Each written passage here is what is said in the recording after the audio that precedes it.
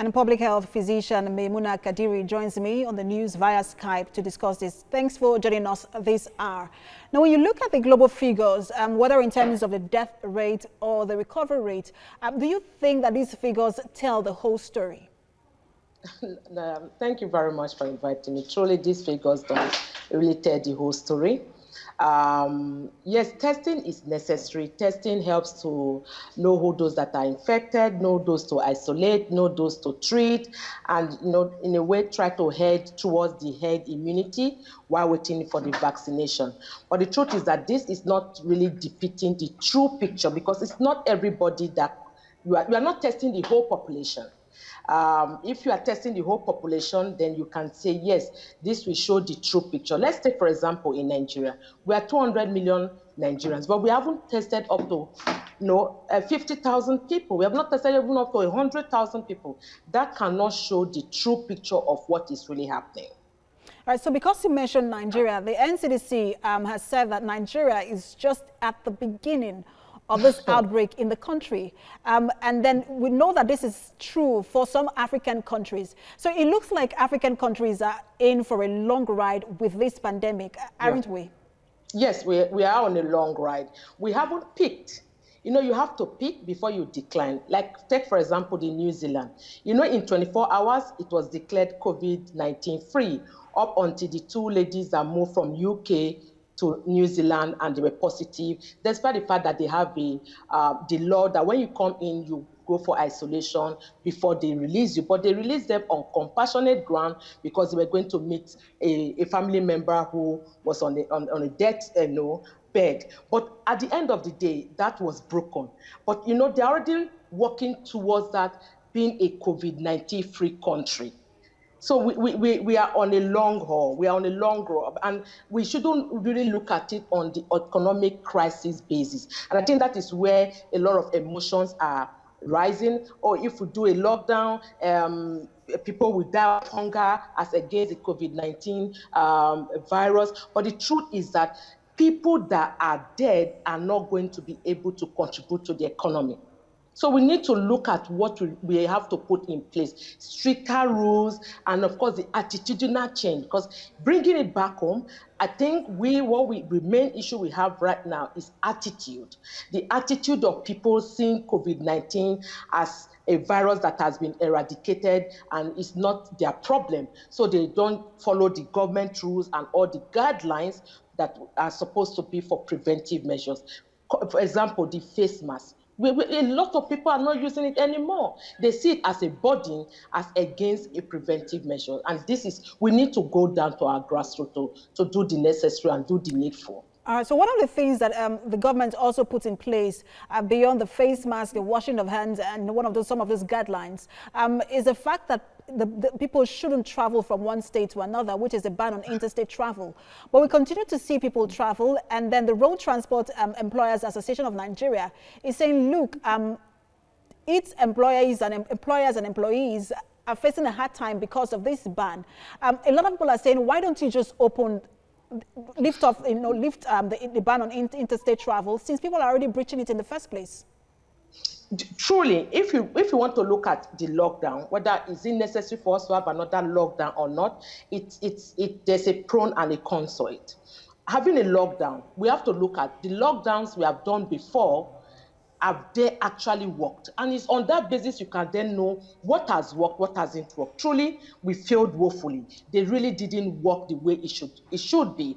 So what we should actually strive for right now is more of how can we make people to understand that this is a grievous health challenge. It's a global pandemic.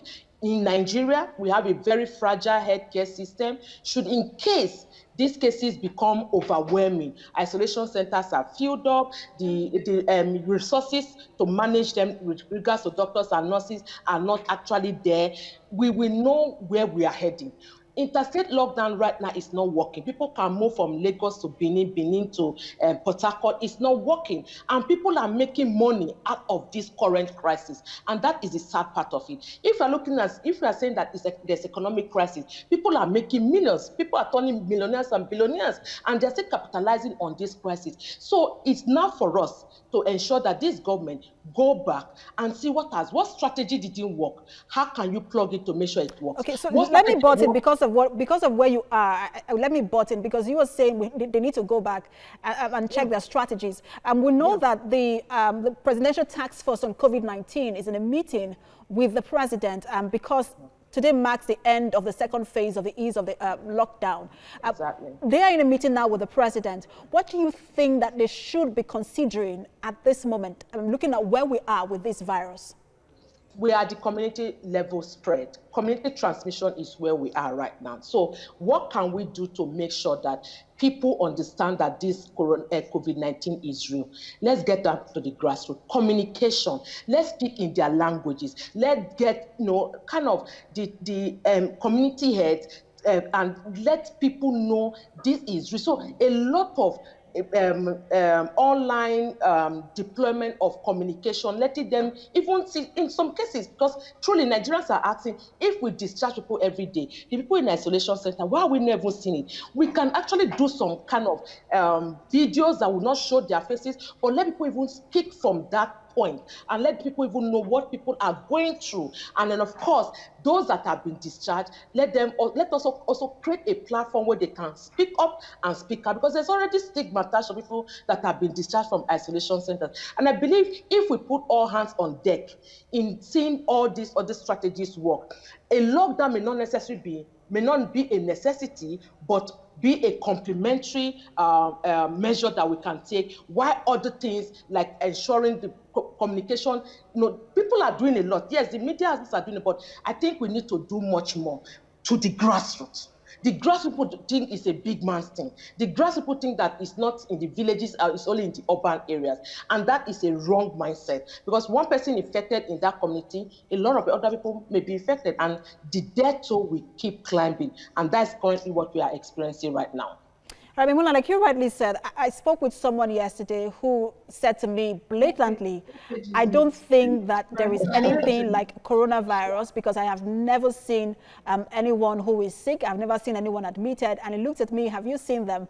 And there was nothing I could tell him to make him change his mind as to taking precautionary measures. So with attitude like this, let me ask you personally, by the time this pandemic abates, can you project for us the extent of damage it would have done with this kind of attitude coming from people?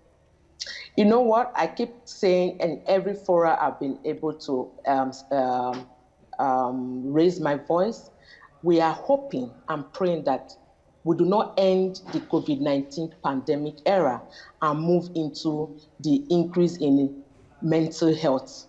Because right now, people are traumatized. They don't even have where to express themselves. Yes, let's not forget the economic crisis recession is already setting in. Yeah, but the truth is that mental health, because it's highly discriminated against and stigmatized in Nigeria, there's that likelihood that we are going to have a surge. And the truth is, we do not have the requisite people to manage these cases. And that is where our GDP will be affected more. And of course, productivity will be down and recession will be worse, because you need healthy people to be able to create a wealthy society. So these are the things that we really need to look into and plug in and start putting in measures in ensuring we combat the unforeseen pandemic that is looming, that we have not yet put strategies on how to combat. Absolutely. Hopefully we take the right turn. Public health physician Maymunah Kadiri, many thanks for sharing your perspective with us.